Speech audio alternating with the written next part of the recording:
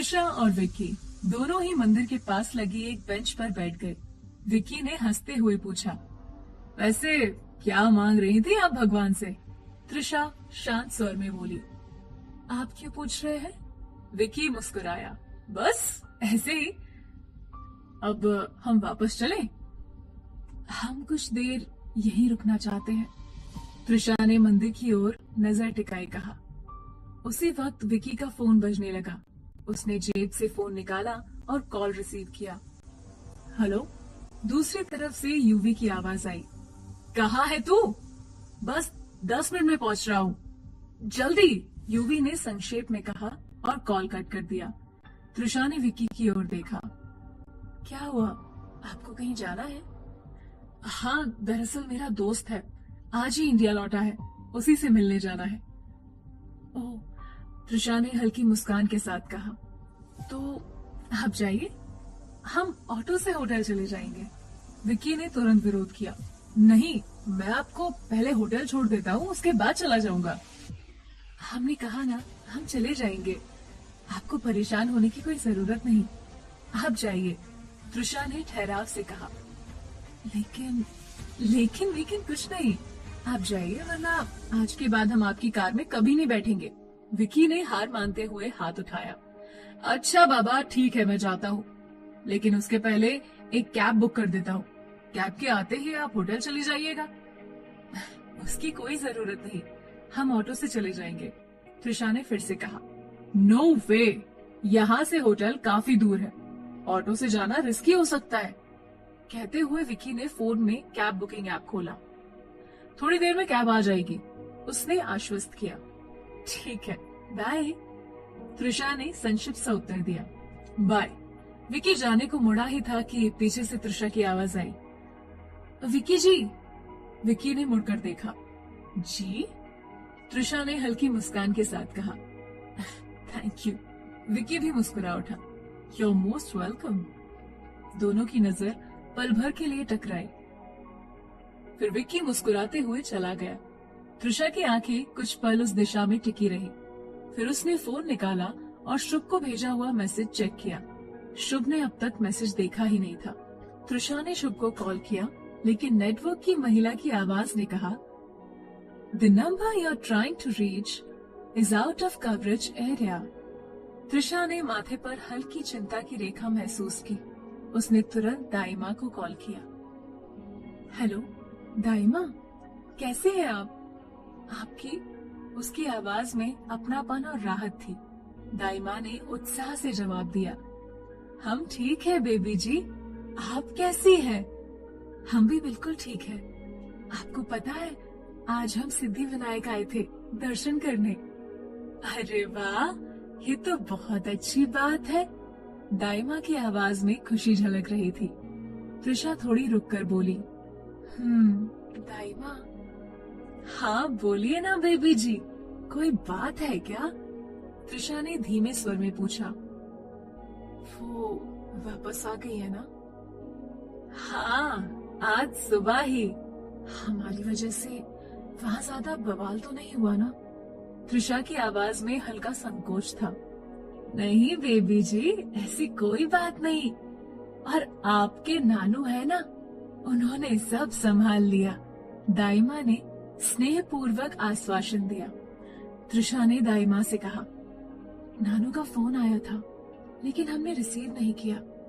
आप उन्हें कह दीजिएगा कि हम बिल्कुल ठीक हैं, हमारी चिंता करने की कोई जरूरत नहीं, और अपना ध्यान रखें। दाइमा ने स्नेह से जवाब दिया। आपको भी यहाँ की चिंता करने की कोई जरूरत नहीं है। आप जिस काम से गई हैं, उसमें मन लगाइए और अपना ख्याल रखिए। जी, और आप भी अपना ध्यान रखिएगा। अब हम फोन रखते हैं, बाय, त्रिशा ने कहा। हाँ बाय, दाइमा ने कहा। त्रिशा ने कॉल डिस्कनेक्ट कर दिया। तभी उसे अपने पीछे किसी की आहट सुनाई दी। वो पलटी, लेकिन वहाँ कोई नहीं था। थोड़ी देर ठहरकर उसने शुभ को कॉल करने की कोशिश की, पर कॉल नहीं लग पाया। ये शुभ का कॉल क्यों नहीं लग रहा है? वो बड़बड़ाई और पास के बेंच पर बैठकर कैब का इंतजार करने लगी। उधर रणविजय अपनी कार में शोभा के साथ मंदिर पहुंचा। कार रुकते ही उसके फोन पर नमन का कॉल आया। दादी माँ आप चलिए, मैं आता हूँ, रणविजय ने कहा। ठीक है, शोभा ने जवाब दिया और मंदिर की ओर बढ़ गई। रणविजय ने कॉल रिसीव करते हुए पूछा, हाँ बोलो नमन। नमन ने जानकारी दी। सर, फ्लाइट की टाइमिंग 6 बजे की है। ओके, रणविजय ने कहा। सर, एयरपोर्ट आप जाएंगे या मैं चला जाऊं? नमन ने पूछा। मैं खुद चला जाऊंगा, रणविजय ने ठंडे स्वर में जवाब दिया। ओके सर, कहकर नमन ने कॉल डिस्कनेक्ट कर दिया। इसी बीच मंदिर की ओर बढ़ते हुए शोभा का संतुलन अचानक बिगड़ गया। उनका शरीर पीछे की ओर झुका ही था कि किसी ने उन्हें थाम लिया। आप ठीक तो है ना? पास खड़ी लड़की ने घबराहट में पूछा। हाँ बेटा, थैंक यू, शोभा ने राहत की सांस ली। आप अकेली आई हैं? त्रिशा ने पूछा। नहीं, मैं अपने पोते के साथ आई हूँ, वो गाड़ी पार्क कर रहा है, शोभा ने बताया। ओह, त्रिशा ने कहा। उसी पल रणविजय तेज कदमों से उनकी ओर बढ़ा। दादी माँ जल्दी कीजिए, मुझे देर हो रही है, उसने कहा, लेकिन फिर उसकी नजर त्रिशा पर पड़ी और वो थोड़ा चौंक गया। तुम यहाँ? उसने पूछा। त्रिशा ने बेपरवाही से कहा। हाँ, हम यहाँ हैं। क्यों? ओबरॉय इंडस्ट्रीज के एम्प्लॉय को मंदिर आने की इजाजत नहीं है क्या? शोभा को उसकी बात सुनकर हंसी आ गई, लेकिन उन्होंने खुद को तुरंत संयमित किया। रणविजय ने गहरी सांस लेते हुए कहा, मैंने ऐसा कब कहा? तुम मेरी हर बात का गलत मतलब क्यों निकालती हो? शोभा दोनों की नोकझोंक सुनकर मंद मंद मुस्कुराने लगी। देखिए, हम अभी ऑफिस में नहीं हैं, इसीलिए आपकी किसी बात का जवाब देना मैं जरूरी नहीं समझती, त्रिशा ने ठंडे स्वर में कहा। तुमसे बात करना ही बेकार है, रणविजय ने झुंझलाते हुए कहा। दादी माँ प्लीज जल्दी कीजिए। हाँ हाँ ठीक है, तुझे तो हर काम की जल्दी होती है, तू नहीं चलेगा मेरे साथ? शोभा ने चुटकी ली। प्लीज दादी माँ, रणविजय ने विनम्रता से कहा। अच्छा ठीक है, तू यहीं रुक, मैं दर्शन करके आती हूँ, शोभा ने कहा और मंदिर की ओर बढ़ने लगी। उन्हें जाते देख त्रिशा थोड़ी गंभीर हो गई। उसने रणविजय की ओर देखते हुए कहा, आप इन्हें अकेले कैसे जाने देंगे? हमारा मतलब है, सीढ़ियाँ ऊंची हैं, आपको चढ़ने में तकलीफ होगी। सर, आई थिंक आपको इनके साथ जाना चाहिए, अभी अभी गिरते बची है आपकी दादी माँ। रणविजय त्रिशा की बात सुनकर कुछ क्षण चुप रहा। वो कोई उत्तर नहीं दे पाया, बस चुपचाप अपनी दादी माँ की ओर देखने लगा। शोभा ने मुस्कुराते हुए कहा, रहने दे बेटा, ये नहीं जाएगा मंदिर, मुझे अकेले ही जाना होगा। त्रिशा मन ही मन बड़बड़ाई, वही तो हम सोचे, ये खड़ूस राक्षस टाइप का इंसान मंदिर में कैसे आ गया? उसकी बात रणविजय के कानों में पड़ गई। वो घूरते हुए बोला, कुछ कहा तुमने? त्रिशा ने मुस्कुराते हुए कहा, नहीं तो, आपके कान बज रहे हैं शायद। चलिए हम आपको दर्शन करा देते हैं, शोभा ने टोकते हुए कहा। नहीं बेटा, मैं चली जाऊंगी। हम चलते हैं ना आपके साथ, त्रिशा ने जिद की। ठीक है चलो, शोभा मान गई। दोनों मंदिर के अंदर दर्शन के लिए चली गई। रणविजय वहीं खड़ा होकर इंतजार करता रहा। कुछ देर बाद उसने देखा कि शोभा और त्रिशा सीढ़ियों से नीचे उतर रही है। वो गाड़ी लेने के लिए चला गया। उसी वक्त 2 अजनबी लड़के मंदिर से बाहर आए। वो किसी को ढूंढते हुए बेचैन दिख रहे थे। पहला लड़का गुस्से में बोला, कहाँ चली गई ये आफत की पुड़िया? अगर किसी के हाथ लग गई तो बड़ी मुसीबत हो जाएगी। दूसरे ने चारों ओर नजर दौड़ाते हुए कहा, अरे जाएगी कहाँ? ठीक से देख, इधर ही आई थी, कहीं मंदिर के अंदर तो नहीं? पहले ने शक जताया। चल कर देखते हैं जल्दी, दूसरे ने कहा और दोनों मंदिर की ओर भाग गए। उधर रणविजय गाड़ी लेकर लौट आया। शोभा और त्रिशा भी वहीं पहुंचे। रणविजय जल्दी से उतरा और शोभा के लिए गाड़ी का दरवाजा खोलते हुए बोला, चले दादी माँ? हाँ चलो, शोभा ने कहा और फिर त्रिशा की ओर मुड़कर उसके गाल पर हाथ रखा। थैंक यू बेटा, त्रिशा ने मुस्कुराकर कहा। इसकी कोई जरूरत नहीं है दादी माँ। Sorry ma'am. सॉरी बोलने की जरूरत नहीं, शोभा ने स्नेह से कहा। तुम मुझे दादी माँ कहोगी तो ज्यादा अच्छा लगेगा।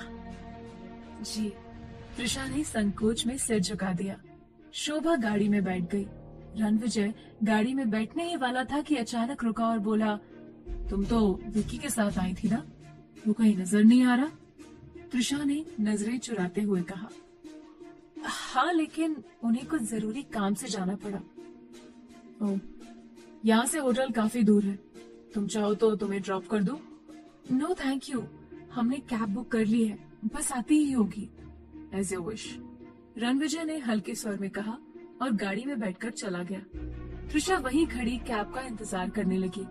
अचानक फिर से उसे अपने पीछे किसी की हल्की सी आहट का एहसास हुआ। उसने पलटकर देखा, लेकिन आसपास कोई भी नहीं था। उसी वक्त वे दोनों लड़के मंदिर से वापस बाहर आए। उनके चेहरे पर चिंता साफ झलक रही थी। पहले लड़के ने चिढ़कर कहा, मंदिर में भी नहीं है यार, कहाँ चली गई?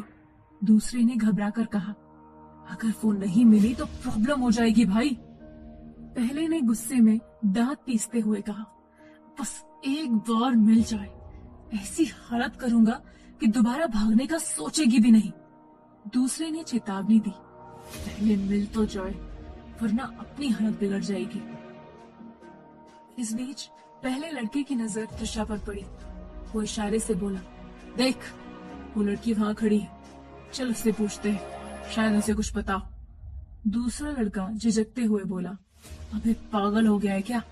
क्या पूछेगा उससे जाकर? अगर उसे हम पर शक हो गया तो एक और मुसीबत खड़ी हो जाएगी। तू टेंशन मत ले, मैं पूछता हूँ। पहला लड़का आगे बढ़ा। दोनों त्रिशा के पास पहुंचे। एक्सक्यूज मी मैडम, क्या आपने यहाँ किसी 10-12 साल की लड़की को देखा है? पहले लड़के ने पूछा। त्रिशा ने पहले तो उन्हें घूर कर देखा, फिर शांत लहजे में जवाब दिया, जी नहीं। लेकिन उसकी निगाह अब भी उन दोनों पर जमी हुई थी, मानो कुछ उसके अंदर उन्हें लेकर अलार्म बज रहा हो। कहानी में क्या होगा आगे जानना चाहते हैं?